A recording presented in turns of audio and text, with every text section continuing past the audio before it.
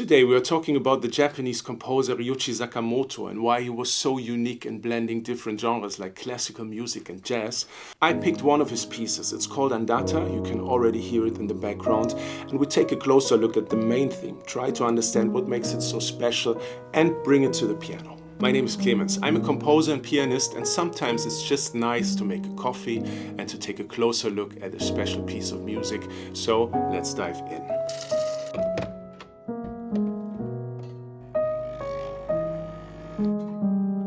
The first time I came across Sakamoto's music must have been around 2008. I wanted to have a relaxed movie night, went to the video store, yes, those still existed back then, and I picked out the film Babel. At home, popcorn was ready, but I didn't touch it because the film was so intense. And the most intense part for me was the ending, because it was the first time film music really hit me. It was the track Bibo no Aozora, and it became the piece that first pulled me into Sakamoto's world. I kept listening and I discovered a universe it's really hard to come back from, because this artist was truly unique. Sadly, he passed away in 2023, but his art still stands like a monument in the landscape. Sakamoto wasn't just a musician, he was a complete work of art. A composer, pioneer, activist. And what stays with you is also not just the music, it's more an aesthetic, it's a feeling, something timeless.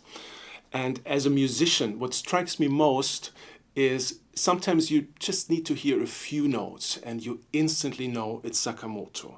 A complete individual sound, something between classical music, jazz, improvisation, electronic music, really hard to define. It's just Sakamoto. Today I've chosen one of my favorite pieces. It's called Andata from his 2017 album Async. And it perfectly captures how he combined classical elements with jazz and electronic music. And by the way, I would love to hear how you discovered Sakamoto and what his music means to you. Feel free to share it in the comments. Now let's turn to the piano and dive in. So before we dive deeper, let's first listen to the main theme of the piece.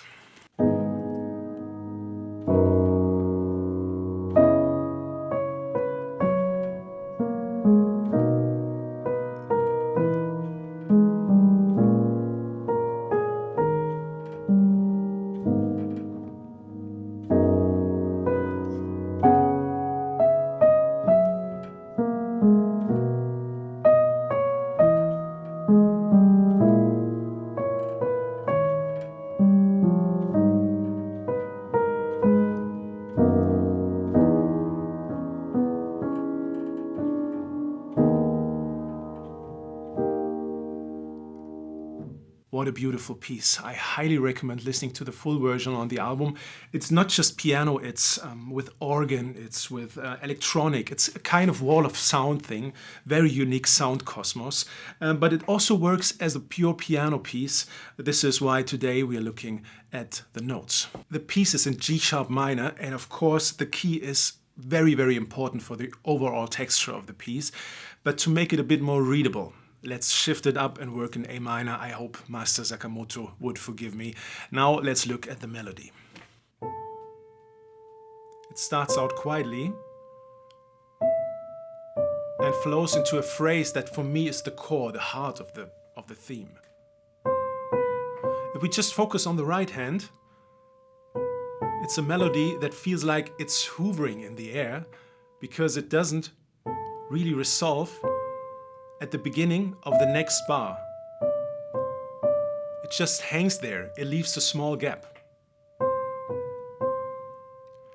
And that little kind of gap becomes interesting because it's filled with a kind of answering phrase in the second voice.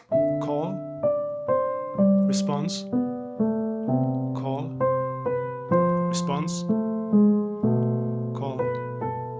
And this runs through the whole piece and gives it this kind of minimal, very disciplined, pure feeling. It always reminds me a little bit of Johann Sebastian Bach. There's something symmetrical and timeless about this. It feels like this call and response thing could go on forever in the best possible way. Let's have a look at this call and response structure later again and turn it into a little piano exercise. But first, let's take a look at the chords. There's a small detail I really love. He starts in A minor, pure A minor. and moves into that first call and response phrase. Very simple, D minor to G, C to F, B half diminished to E, and then finally back to A minor. But even here, he already adds a little new color, the ninth, the B, just to give the chord a bit more warmth. Then he goes back into the call and response phrase, this time with a slightly different melody. Again, very pure, same progression. And again we land on A minor, but this time he adds a different color, the G sharp, which is the major 7 of the A minor chord. That makes the harmony feel more kind of artificial, a bit more refined.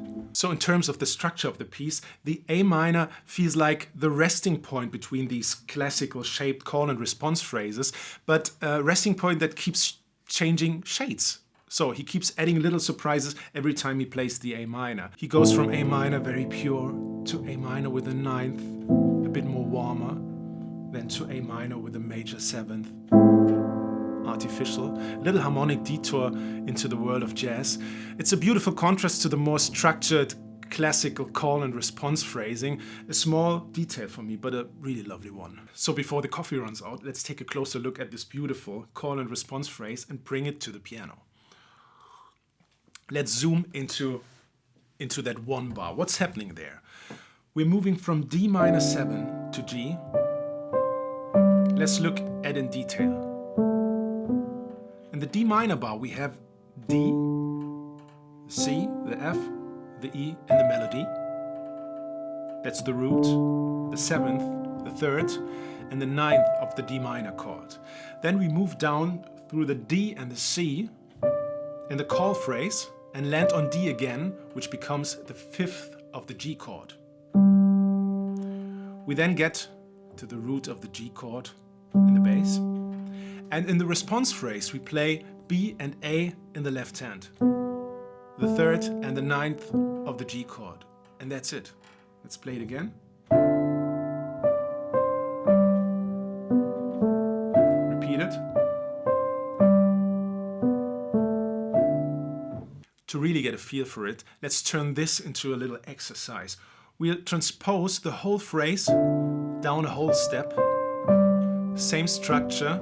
Now from C minor to F, then B flat minor to E flat, then resolving to A flat. Then we start the phrase again, it's just a half step higher. And so on. Same structure. Now to E, resolving to A. I hope this little exercise makes Sakamoto's beautiful call and response phrase from Andata a bit more tangible, something you can play around with and maybe use to find your own ideas, use in your improvising or composing. That was my little coffee deep dive into how Sakamoto moved between musical worlds. If you enjoyed it, leave a like, subscribe, drop a comment. My coffee is empty now, but I will see you here back soon. Stay curious.